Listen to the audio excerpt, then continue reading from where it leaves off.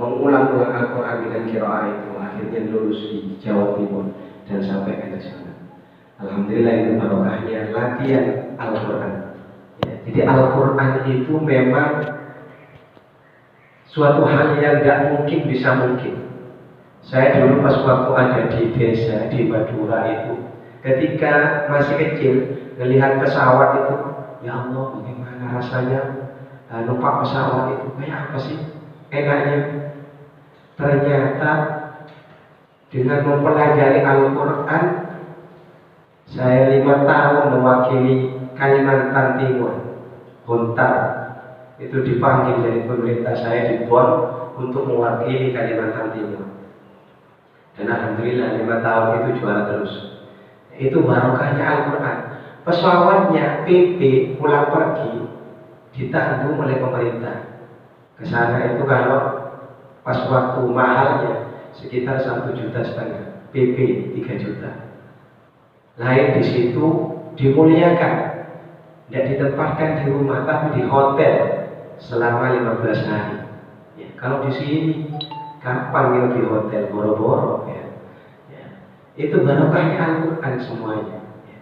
Jadi Al-Quran itu hal yang dibayangkan kita tidak mungkin bisa mungkin, asalkan kita itu tekun membaca Al-Quran. Ya. Jadi meskipun tidak juara, ya tetap yang namanya barokahnya Al-Quran itu tetap kita cari. Ya. Rasulullah pernah bersabda, afdalu ibadati ummati qiraatul Quran. Paling utamanya ibadahnya umatku, kata Nabi Muhammad, adalah membaca Al-Quran. Meskipun membaca Al-Quran tidak tahu maknanya, membacanya saja itu sudah ibadah.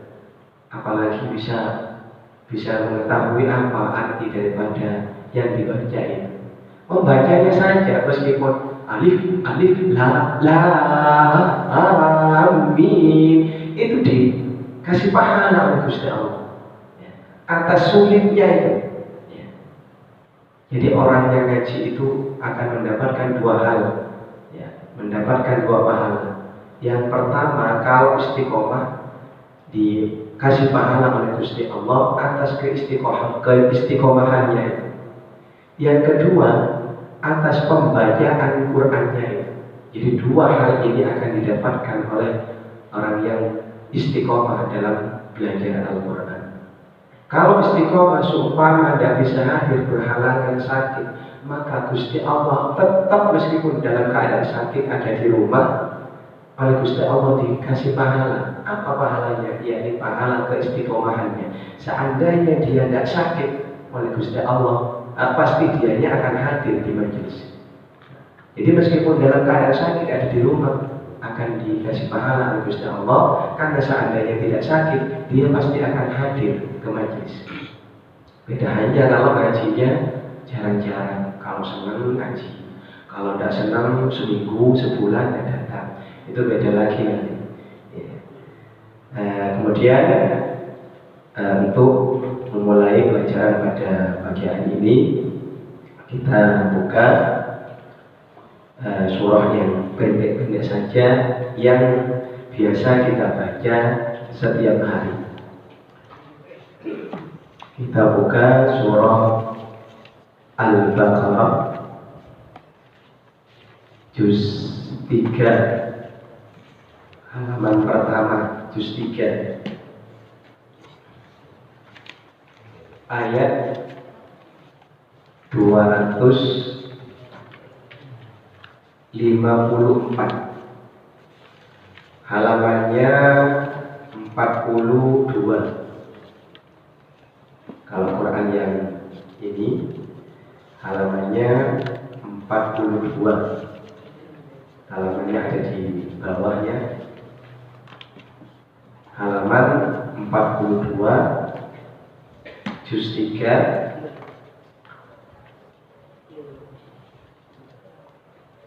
ayat 254.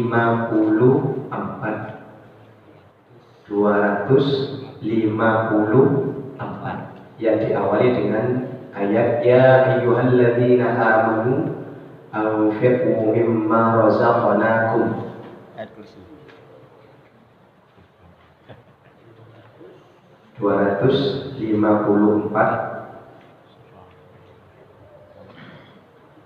halaman 42 juz 3 awal. Juz 3 awal. Ya, perlu disampaikan bahwa Quran yang jenengan ada yang dengan kita baca ini adalah Quran yang diambilkan khusus kemarin dari salah satu metode, yaitu metode tilawati. Kebetulan pengurusnya, tutornya teman saya yang ada di Islamic Center, ya, di Islamic Center. Dan di antara metode-metode yang ada itu yang masih mengeluarkan Quran waqaf ibtida yang terpendek adalah tilawati. Untuk yang lain juga ada waqaf ibtida, cuma agak panjang. Bagi pemula itu kalau nafasnya pendek nanti takutnya tidak nyampe. Ya. Jadi kalau pemula, kalau seumpama ayatnya 3 baris, wah ini repot nanti, mau berhenti kemana? Dipaksakan untuk baca 3 baris akan bernafas 10 kali. Bisa jadi lebih. Makanya saya ambilkan Al-Quran waqaf ibtida yang terpendek. Jadi dalam Al-Quran itu tidak ada paksaan baca 3 baris dalam satu nafas. Tidak ada paksaan. Bagi nafasnya yang pendek itu bisa berhenti di tengah ayat, di ayat yang memang diperbolehkan untuk berhenti. Nanti kita awali dari ayat sebelumnya yang diperbolehkan untuk mengawali bacaan. Jadi dalam Al-Quran itu tidak ada berhenti wajib, yang sekiranya nanti ketika wakaf wajib di 3 baris, maka bagi yang nafasnya pendek akan kesulitan nanti untuk nyampe di 3 baris di akhir ayat yang merupakan 3 baris. Makanya ulama memberikan solusi agar Quran itu ketika ayatnya panjang boleh berhenti di tengah-tengah ayat, yang boleh berhenti di situ. Ya, ketemu gitu ya. Ya, kita mulai baca Fatihah dulu dengan harapan apa yang kita kerjakan ini menjadi ladang ibadah yang insya Allah nanti akan kita petik buahnya di akhirat kelak ketika sudah kembali kepada Allah. Amin, amin, amin. Rangka mencari ridho Allah, dan mudah-mudahan pahala yang kita baca ini dikhususkan, dihadiahkan kepada kedua orang tua kita, ya, kepada nenek moyang kita yang sudah mendahului kita, kepada guru-guru kita. Mudah-mudahan dengan barokahnya membaca Al-Quran, ya, kita semua dan anak cucu kita termasuk orang-orang yang ahli Quran, sehingga kelak nanti orang yang ahli Quran akan bersama Nabi di surga di kelas VIP tertinggi. Ya, itu janji Rasulullah. Orang yang ahli Quran nanti di surga akan bersama Nabi Muhammad, para sahabat, para malaikat. Bayangkan kita ketika bertemu dengan wali kota saja, bertemu bersama, berkumpul, betapa bahagianya bersama orang nomor 1 di Surabaya. Apalagi kepada bersama dengan Nabi Muhammad nomor 1 sedunia akhirat. Betapa bahagianya. Itu semua kita akan dapatkan kalau kita menjadi orang yang ahli Quran. Ila hadratin Nabi Mustafa Muhammad sallallahu alaihi wasallam wa alihi wa sahbihi wa alihi wa dhurriyyatihi thumma khususan ila jami'i khalqihi min al-anbiya wal mursalin wal awliya wa syuhada wa salihin wa sahabati wa tabi'in wa ulama wa muslimin wa jami'il malaikati wal muqarrabin thumma khususan ila jami'i awliya sayyidina wa rahmatullahi wa barakatuh wa ila hadratin وإلى حضرة جميع مشايخنا ومعلمنا ومربينا وحينا والمسلمين إلى رب الله عنهم وزادهم حسناتهم وبركاتهم ورحمة الله بأسمائهم والوالد وبركاتهم وعلمهم في الدنيا والآخرة ثم خصوصا لسلامتنا ولعافيتنا ولصحتنا ولقضاء حوائجنا في الدين والدنيا والآخرة. الفاتحة. أعوذ بالله من الشيطان الرجيم. بسم الله الرحمن الرحيم.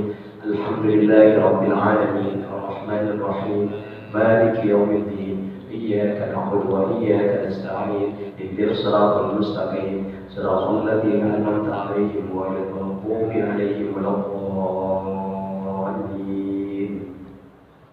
Ya, kita mulai surah Al-Baqarah ayat 254 halaman 42 juz 3. Lagu pertama yang kita terapkan adalah lagu Bayati, seperti yang saya sampaikan di awal tadi. Lagu Bayati. Lagu Bayati ini diambilkan dari kata-kata baitun, rumah, ya, yang kemudian dinisbatkan dengan ya nisbat baitun, baitun, ya, ya kampung so'omah, ya. Istilahnya itu tuan rumah. Ya. Kenapa kok Bayati ini dibawakan di awal? Kenapa kok lagu Bayati dibawakan di awal? Karena setiap seorang qari'ah ya, yang ketika mengikuti lomba biasanya itu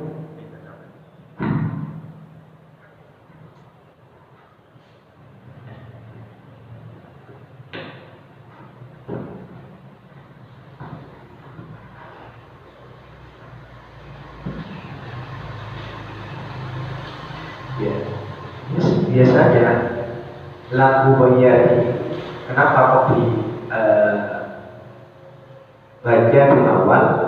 Karena setiap qari'ah yang mengikuti lomba itu pasti akan membawakan lagu Bayati.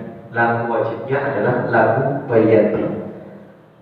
Kalau seumpama ada seorang qari membaca langsung lagu selain Bayati, maka nanti akan didis, tidak akan dianggap oleh dewan juri, ya, karena menyalahi aturan lomba. Tapi kalau haflah seperti acara maulid dan lain sebagainya itu tampil bebas. Nah, makanya di sini adalah konsepnya adalah langsung mengikuti seperti hanya RTG. Siapa tahu nanti ada kalangan lansia atau ibu-ibu bapak-bapak yang mengadakan MTQ, ya, musabaqah tilawatil Quran minim seumpama di Masjid Darussalam seumpama itu adalah persyaratannya membawakan lagu Bayati. Bayati ini sendiri itu banyak cabangnya, ya, banyak cabangnya. Satu lagu itu ada berbagai cabang lagu Bayati. Jadi kalau di Bayati sendiri itu kalau dibaca semuanya sekitar 12 lagu Bayati dengan bermacam-macam lagu variasi lagu Bayati. Belum nanti lagu yang lain. Di Bayati itu cabang-cabangnya banyak. Namun di sini saya ambilkan hanya 5 saja. Karena biasanya kalau tingkat lomba itu kalau anak-anak biasanya antara 3 dan 4 lagu. Sedangkan di tingkat remaja itu biasanya antara 4 dan 5. Sedangkan untuk dewasa, lansia itu antara 4, 5 atau sampai 6. Karena waktunya durasi biasanya lebih panjang. Ya, yang anak-anak, yang remaja dan juga dewasa. Nah, ini ketika MTQ. Makanya saya terapkan yang pertama adalah lagu Bayati dengan mengikuti aturan lomba. Ya. Kalau umpama tidak dipakai untuk lomba, semisal acara yang biasanya di ibu-ibu muslimat atau muslimin sekaligus, umpama diadakan acara, tidak apa-apa dibaca dengan urutan nada Bayati di awal. Ya, saya contohkan lagu Bayati Untuk lam bayati pertama disebut dengan bayati koror. Bayati koror. Koror itu apa? Artinya adalah bayati rendah. Jadi nadanya rendah. Nadanya rendah. Karena dinamakan rendah, maka tidak boleh suaranya diangkat. Jadi qiraah itu diibaratkan bentuknya seperti gunung. Seperti gunung. Dari tangga 1, 2, 3, kayak tangga ini, ada tangga 1, 2, 3, dan seterusnya. Jadi tangga yang pertama, urutan pertama itu disebut dengan koror atau rendah, ada di datar. Suaranya harus ada di paling bawah. Ya, saya contohkan. A'udzubillahi minasyaitonir rajim. Ya, di awal bagi seorang qari'ah itu harus lurus-lurusan aja. Tidak usah mengumbar lagu-lagu yang elit-elit dulu, membuat penasaran kepada jemaah. Biasa-biasa saja. Nah, nanti ketika sudah jawab dan seterusnya, sudah katakan bacaan, baru dikerahkan semua variasi lagunya. Tapi di awal polos-polos saja, asalkan tidak balas atau sumbang. A'udzubillahi minasyaitonir rajim. Kemudian nanti para ibu bapak menyesuaikan dengan suaranya sendiri.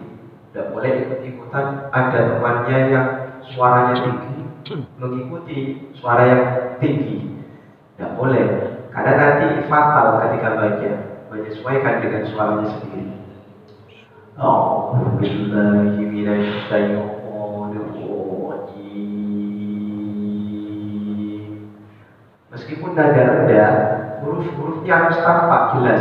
A'udzubillahi minasyaitonir rajim. Jangan sampai ketika nada rendah tidak ngereket-ngereket, rendah sih. Meskipun sembarangan banyak. Tidak boleh. Seperti banyak penceramah, banyak para dai-dai yang ketika menyampaikan pidatonya, tidak boleh seperti itu. Itu meskipun seorang kiai pun kalau bacanya salah, itu tetap salah. Jadi kiai harus ikut tajwid, bukan tajwid ikut kiai. Ini banyak terbalik sekarang. Ya. Jangan ditegur itu kiai yang baca. Meskipun kiai kalau tidak ngaji ya sama saja. Ya. Tidak memandang kiai atau gus. Ya, kalau tidak ngaji ya sama saja. Jadi Al-Quran itu ada aturan tersendiri. Dan aturan itu memang ada mulai sejak Rasulullah. Bukan ada di kiai, tapi ada di tajwid atau aturan baca Al-Quran. Jadi meskipun nada rendah tetap dibaca dengan bacaan yang harus huruf-hurufnya tampak jelas. A'udzubillahi minasyaitonir rajim. Nah, kemudian ketika membaca, hindari yang namanya desahan. Karena ketika mendesah, satu huruf-hurufnya itu akan rusak semuanya. A'udzubillahi minasyaitonir. Itu hilang semua hurufnya. Satu hurufnya yang rusak semua, karena tidak semua hurufnya Al-Quran mempunyai sifat desis, hanya beberapa huruf saja. Nah, kalau mendesah yang kedua, akibatnya suaranya akan tenggelam, hilang di nada-nada rendah. Akan hilang seperti ini. Harus dipulangkan suaranya. A'udzubillahi minasyaitonir rajim. Harus dikeluarkan suaranya, diwungkul loh. Ya, coba kita ikuti bersama. Setiap baca ngambil nafas dulu di awal. Takutnya nanti pas ketika di tengah ayat ngambil nafas. Ya, paling tidak kalau seumpama nafasnya 3 kali, seumpama bisa mengurangi 2 atau 1 kali. Ya, kita baca, monggo. A'udzubillahi minasyaitonir rajim. Ya, bersama 1, 2, 3. أعوذ بالله من الشيطان الرجيم. Ya, kemudian ini banyak sekali terjadi ketika membaca huruf jim. Itu biasanya banyak yang ngecas jim ala Jawanya itu dipakai ke dalam Al-Quran. Perlu kami sampaikan bahwa Al-Quran itu adalah diturunkan dengan berbahasa Arab, bukan bahasa Madura atau bahasa Jawa. Kalau jimnya orang Jawa biasanya jim, ngecas jim. Mau nanti jim, mau jajan, mau jajan, ngecas ya. Tapi ketika diterapkan ke Al-Quran, A'udzubillahi minasyaitonirrajim. Sudah berbahasa Jawa, bukan bahasa Arab ya. Baca Al-Quran bahasa Jawa. Hati-hati. Al-Quran itu tidak, jimnya tidak ada desis. Ya,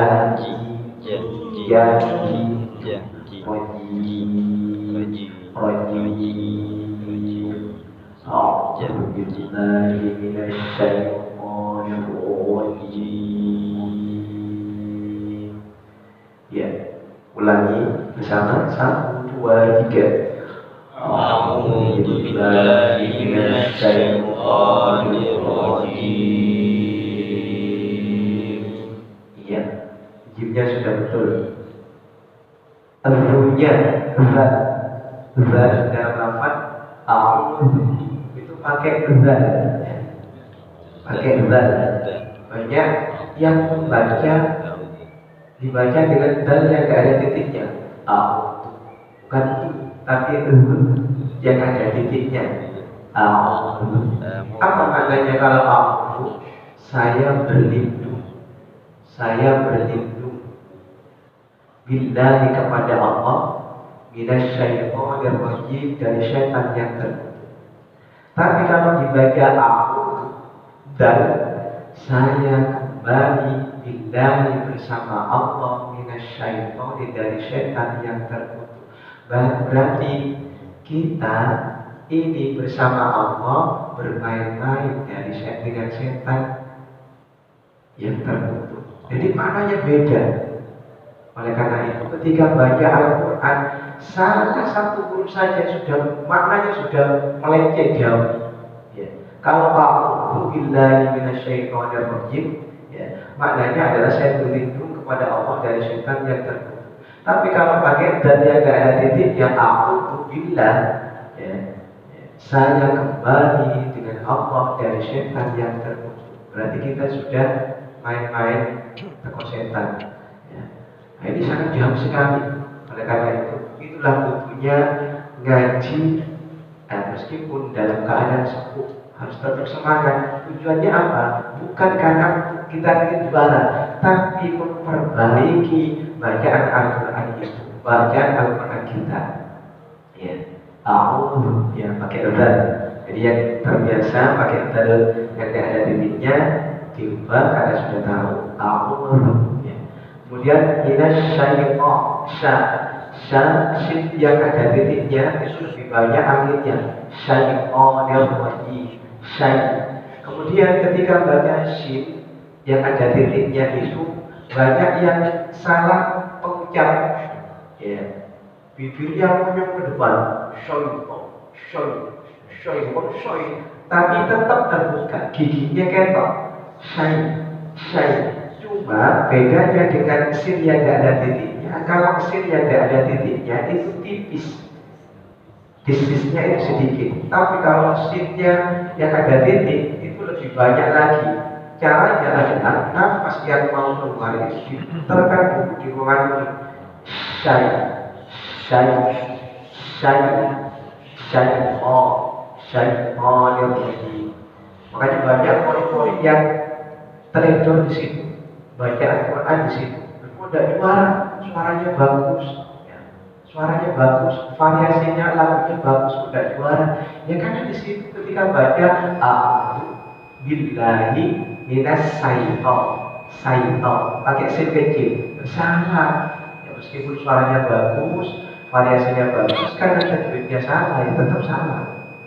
Ya. Ya, jadi saya cerita tentang A'udzu dulu karena memang ini di awal memang. Nanti berikutnya karena sudah dijelaskan nggak usah lagi. Jadi kalau praktekkan sendiri.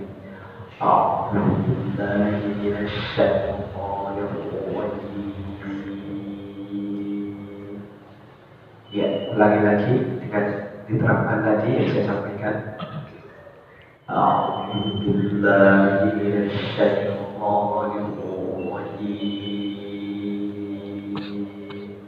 Ya, kemudian berpindah kepada basmalah. Bismillahirrahmanirrahim.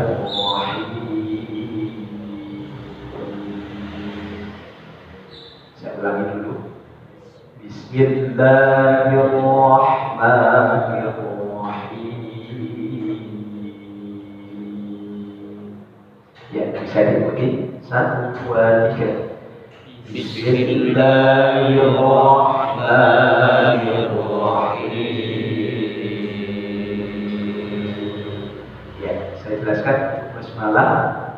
Ketika membaca bismi, baca hati-hati jangan sampai hilang kasrahnya. Banyak yang ketika baca bis, hanya suara bisnya sip yang ada, bi-nya ada, harus bis. Kemudian sipnya itu harus sambung kepada huruf berikutnya. Bismi, bis dan putus, bis. Nah itu putus. Bismillahirrahmanirrahim. Haknya juga seperti itu. Ketika baca haknya harus cara mengeluarkannya dan juga jangan sampai putus suaranya sukun hak. Bismillahirrahmanirrahim. Ya, diperhatikan 1, 2, 3. Bismillahirrahmanirrahim. Ya, kemudian hati-hati haknya tertukar dengan hak. Ya. Bismillahirrahmanirrahim.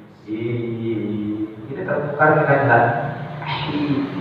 Tempatnya keluar hak itu ada di tenggorokan bagian tengah, sedangkan hak tenggorokan bagian bawah. Ha, hi, hu. Sedangkan ha, hi, hu. Nah ini jadi haknya itu ada di tengah-tengah tenggorokan. Suaranya harus. Cara ketesnya hak itu, bahwa hak itu sudah benar-benar halus suaranya. Ketika sudah sikatan gigi mengetes bau mulutnya, itu hak. Tidak ada orang yang ngetes bau mulut, itu hak. Ya. Jadi cara mengetesnya hak seperti itu, seperti yang mengetes bau mulut, itu hak. Nah, kita praktekkan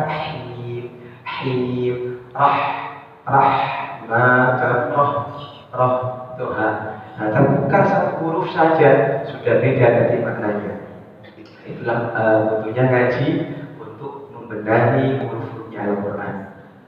Bismillahirrahmanirrahim. Ya, kita ulangi. Bismillahirrahmanirrahim. Ya, kemudian saya ingatkan di lam dengan ma itu adalah panjangnya hanya 2 harokat atau 1 alif. Ya, jangan sampai dilewel, kata orang Jawa, dilewel, panjang, terlalu panjang.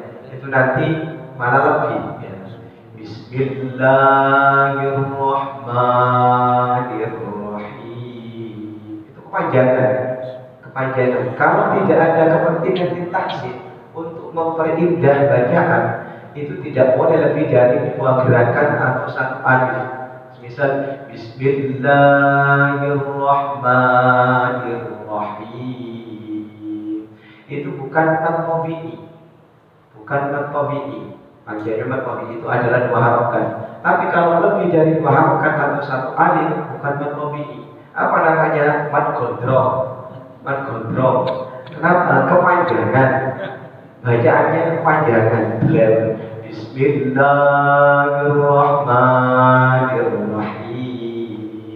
Biasanya yang dua harokat itu harokannya tegak kecil, harokannya tegak kecil atau ada alif yang panjang. Setelahnya itu tidak ada huruf hamzah. Itu biasanya dibaca panjang hanya dua harokat. Nah, ini harus hati-hati ketika membaca. Nah, ketika panjang seperti itu bukan patop ini, malah kontrol. Ya, itu kata guru saya. Pernah ada seorang poli yang baca lebih dari dua harokat. Panjangnya sampai kedengaran sampai ke Jakarta, ya, saking panjangnya. Ya. Jadi hati-hati ketika baca Al-Quran. Ya kata guru saya, tidak usah banyak-banyak baca Quran, satu baris saja, dua halaman sebesar, tapi kualitasnya bagus semua. Meskipun satu juz gak karuan panjangnya lebih semua, ya, itu percuma nanti. Bukan barokahnya Al-Quran yang didapat, bukan syafaatnya Al-Quran yang didapat, tapi laknatnya Al-Quran yang akan didapat. Itu sesuai dengan dawai Nabi Muhammad. Banyak orang yang baca Al-Quran, tapi Al-Quran bukan memberikan syafaat kepadanya, tapi melaknat orang yang baca Al-Quran. Apa gara-garanya? Ya baca Al-Quran sembarangan, sembrono. Panjangnya dua harokat dalam empat harokat atau lebih. Ya. Padahal dia tahu. Ya. Bacaan itu guna, bacaan ikhfa dan lain sebagainya. Kok ternyata dilewati dan dibaca. Nah, itu nanti akan yang mendapatkan laknatnya Al-Quran. Jadi lebih bagus baca Al-Quran satu halaman, dua halaman, tapi semuanya bagus kualitasnya. Itu lebih bagus. Ya, makanya ada sahabat bertanya kepada Rasulullah, mana yang lebih unggul Rasul? Ya Rasul, baca satu halaman dengan satu juz. Ya. Yang satu bagus kualitasnya, ini tidak bagus. Yang lebih bagus yang dua halaman ini. Ya. Yang satu kualitasnya ibaratkan kaca yang kosong di dalamnya, hanya bungkusnya saja, kulitnya saja, kualitasnya di dalamnya tidak bagus. Ya. Kemudian masuki ayat pertama. Saya sebentar saja. Nanti jam 6 saya harus berangkat. Ada acara di Islamic Center, akan nikah di situ. Saya suruh baca Quran.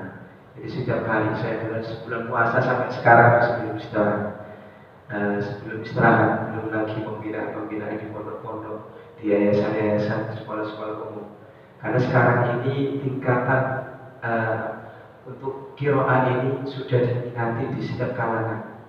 Bukan dulu pas waktu saya kecil-kecil baru belajar, itu yang ada hanya di pesantren. Kalau ingin mengikuti lomba, berangkat dari pesantren. Sekarang dari sekolah SD, SMP, SMA, perguruan tinggi, bahkan karyawan bank, polisi, angkatan laut, angkatan darat, semuanya mengadakan lomba, mengadakan pembinaan qiraah. Apalagi kita semua ini ya tidak mau ngaji, ketinggalan sudah. Ya. Jadi tidak usah gengsi-gengsi, saya sudah sepuh. Nah, jangan kalah dengan beliau-beliaunya yang memang semuanya ya di bidang umum. Ya. Jadi malah sekarang kembali sekolah umum itu hampir mengadakan ekstrakurikulernya itu. Diambilkan salah satunya adalah Quran. Kalau yang berbasis Islam pasti ada pembinaan qiraahnya. Di antaranya saya sekarang ini diamanat di rumah pondok Ki Hasan di Sewalan Kerto.